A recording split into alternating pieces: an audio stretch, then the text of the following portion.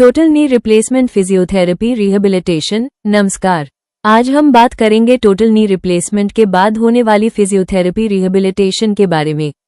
इस प्रेजेंटेशन में हम सर्जरी से पहले, सर्जरी के बाद अलग अलग फेजेस और कॉम्प्लिकेशंस को डिटेल में समझेंगे।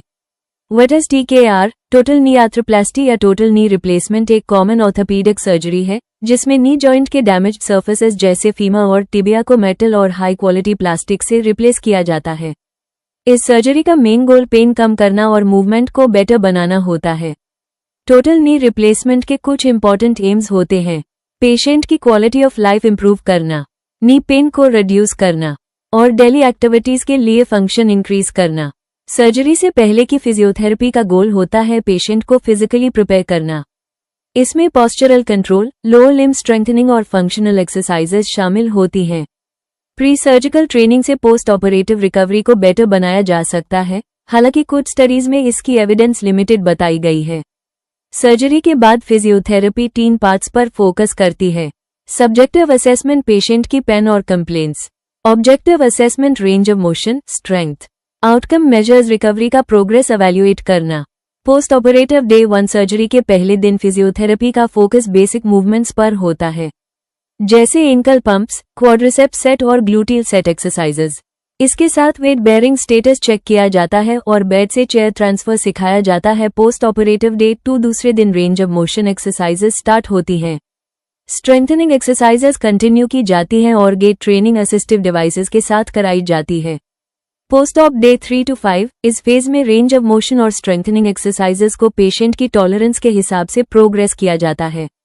पेशेंट को स्टेयर्स, वॉकिंग और डेली एक्टिविटीज के लिए ट्रेन किया जाता है।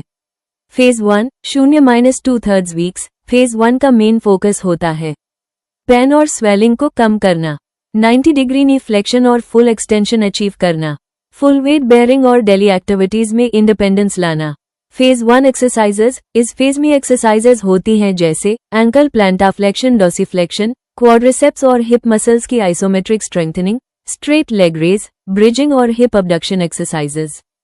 Phase 2 4-6 weeks. फेज 2 में एम होता है क्वाड्रिसेप्स लग बिल्कुल ना हो, 105 degree active knee flexion achieve करना, फुल नी एक्सटेंशन मेंटेन करना, पेन और स्वेलिंग मिनिमम रखना।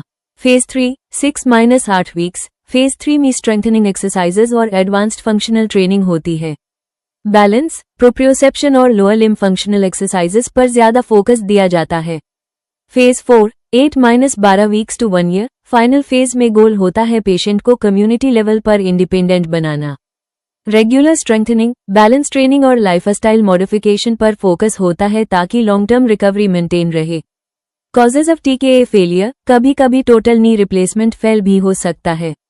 इसके रीजन्स हो सकते हैं infection, polyethylene wear, instability, aseptic loosening, patellar necrosis या पेरिप्रोस्थेटिक फ्रैक्चर।